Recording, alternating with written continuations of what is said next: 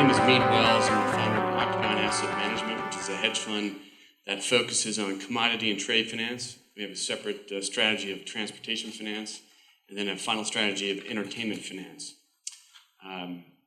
Quick background on me: I came out of college. I'm actually from the Chicago area, north of the city. I went to school back east. Wanted to work on Wall Street after college. Moved down to New York. Fought my way into a firm at the lowest level and worked my way up, and then left and did some transitioning, and finally worked my way up to a company called Cargill, a large privately held commodity company based in Minneapolis. I was a proprietary trader at Cargill. We were doing some pretty unique things in the emerging markets, trading derivatives, doing structured finance, cross-border arbitrages. Our little group was the most successful division of the entire company, and just to give it some context, there were four of us initially out of an employee base of 100,000 with 70 billion in revenues. We were responsible for over a third of the total bottom line of the company. And I left to go do my own thing. I figured if I could make a fraction of that on my own, I'd be in great shape. So I left and started Octagon in 1998. This is going to be just a quick background. So I ran through this. In my work at Octagon, I travel to emerging countries, Latin America, Southeast Asia, Eastern Europe. And as you travel, you often will see children like Shyla. Shyla is a little girl who was born in Kenya with deformed legs. And her mother was embarrassed by that. It's considered a genetic disadvantage to have a child with a disability. So what she did is she cut the legs off. She figured having no legs was better than having deformed legs. But she realized that still it was going to be like a curse over her, so she abandoned Shyla. And the neighbors found her and took her to an orphanage. Now, in my travels, I'd come across children like this all the time. And I couldn't but help think that, wow, I've been so fortunate to have been raised in the United States. I have all my physical abilities. I have all the opportunities that you all have as you sit here today questioning what's my next move out there. How am I going to make my fortune? How am I going to make my name known out there? You've got all these great things to look forward to. Shyla is just worried how she's going to get to the bathroom. So what I said is, you know what, I may fail at starting my own company, but I know I can create a vehicle to bring the resources to the need. And so I started a nonprofit called A Leg to Stand On.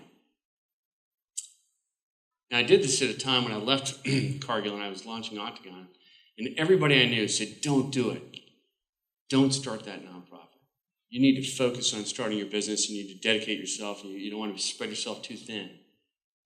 I believe in God, and I think things happen for a reason, and doors open at this time. And it's just too coincidental for me not to pursue it. I met a doctor arbitrarily at a wedding. A good friend of mine who's Indian asked me to be in the wedding up in Boston, and I was at the reception afterwards, and it turns out one of the bridesmaids was a classmate of mine from college. As we sat and sort of got caught up after the ceremony at the dinner, her father came by because they were family friends. Her father said hello to his daughter, and she introduced me, and said, "This is my father, Dr. Patel." And I said, "Nice to meet you. Do you mind me asking what type of doctor you are?" And he said, "No, I'm an orthopedic surgeon." I said, "Would you mind if I bounce this idea I have off you?" He says, "Go right ahead." So I shared the idea of A Leg to Stand On when I was germinating it. And he responded by saying, Mead, that's such a great idea. If you decide to pursue that, I'll support you in any way I can. It turns out that he was the chief of arthroscopic surgery at Mass General in Boston. He actually was not just the chief, he was the one that pioneered the concept of arthroscopic surgery. He had won awards worldwide for his achievements in medicine. He was also a clinical professor at Harvard Medical School.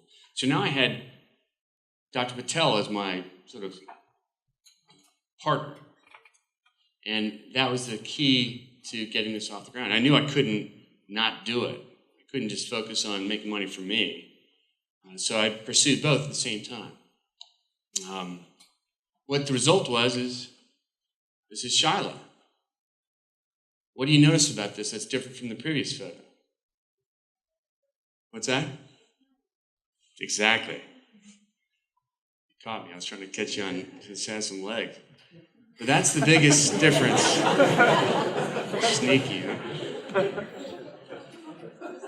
That's the thing is you don't realize that we take things for granted.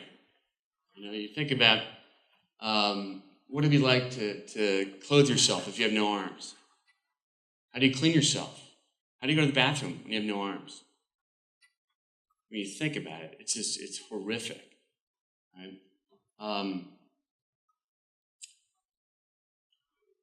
Being in a position to provide these services to help these children is a blessing. It's a very simple exercise. You see over here, we identify the children that has a need. We do an examination, see if we need to do any kind of preparatory surgery to numb the stump so it can receive the boot with the prosthetic.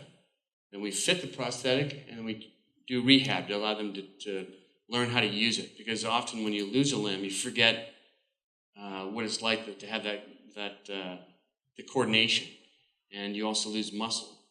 So you actually have to retrain people how to walk or how to use their arms when they're prosthetics. We're now working in about 10 different countries across the world. We're growing slowly but surely. We rely heavily on our relationships in the financial industry, in the hedge fund world because of my relationships in the hedge fund business. The money we raise goes for these purposes. You'll see on here, we buy materials, we buy prosthetic limb kits, we buy plasters and bandages and surgical instruments and materials. We will also handle things like taxi reimbursement or bus reimbursement, because a lot of these families are so poor they can't get from the exterior or the far remote areas into the hospitals where we have our camps. So we pay the $2 to get them there. We've been able to negotiate pricing for our services to bring them down to the absolute minimum cost. Here you'll see a list of the things. $25 is the cost of a clubfoot brace, which actually changes a child's life because they're born with feet that are tucked underneath.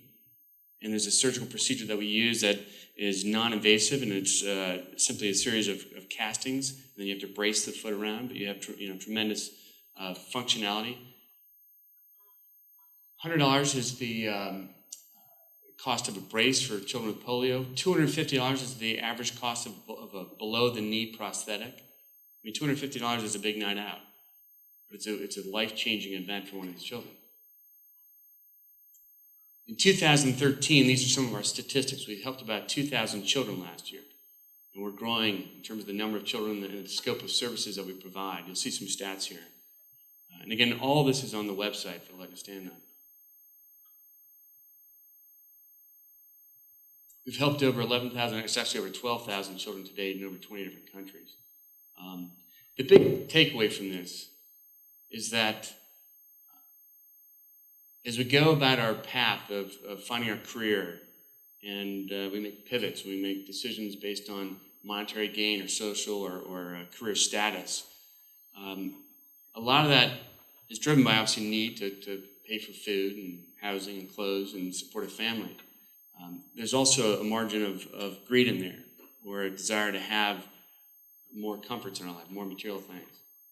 And if your dependence on the money is what drives your happiness, you're in for a big letdown. That's why I began this by saying that one of the best investments you'll ever make is doing something for somebody else. So the question is, have you ever wanted to be a hero? If so, stand up for someone who can't stand for themselves. It's a leg to stand on. And it's not meant for you to say, hey, I need to support a leg to stand on. See and look around you and see what the needs are. Do something for somebody else. It's one of the most rewarding and valuable things you can do. Thank you.